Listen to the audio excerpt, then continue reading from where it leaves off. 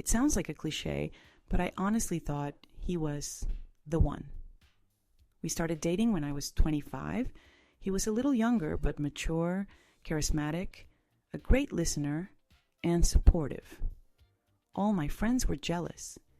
He cooked dinner, ironed my shirts before work, set the alarm just to kiss me before I woke up. He worked as a freelancer.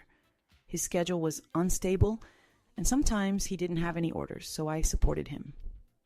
We lived together, and I paid for rent, groceries, and the internet. I didn't mind. I earned well, and he promised that orders would come soon. Months passed. Sometimes he brought in some money, but most of it was on me. I understood. Everyone goes through hard times. He kept telling me how much he loved me and how proud he was of me. We were building plans, a dog, a house, a wedding.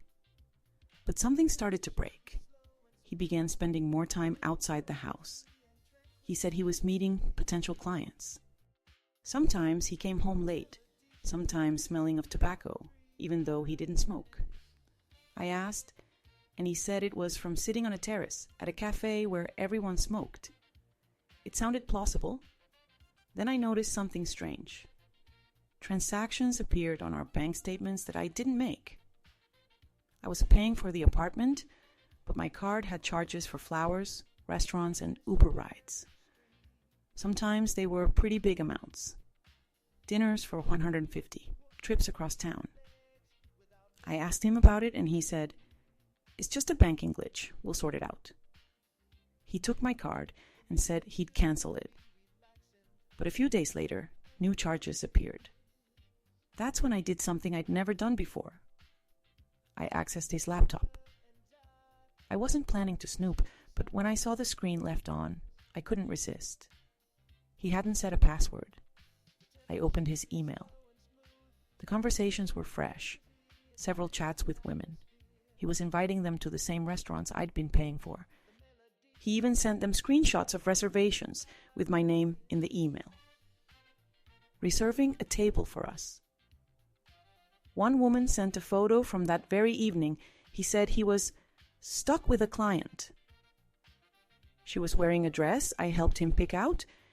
He'd said it was for a photo shoot. I'd laughed while picking a matching shirt.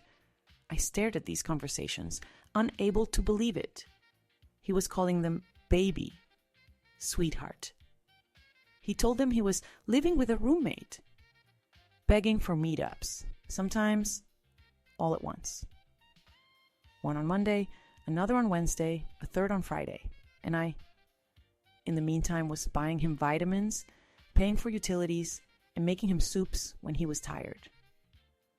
I didn't cry right away. I felt disgusted by everything, by myself, by him, by these women, but mostly by myself, because I let it happen. I believed, I saved, I carried the weight, and he just lived off me and slept with other women. I didn't cause a scene. I simply packed up. I took out money, closed our joint account, called movers, and while he was at a meeting, I moved out.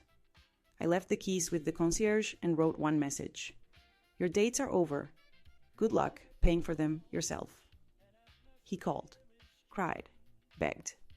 He said it was just flirting, that it was a dark time, a crisis, the fear of not being a man. I didn't respond. A year passed. Sometimes I see his profile now. He sells courses on man development and writes that everything is thanks to pain. Yes, thanks to me.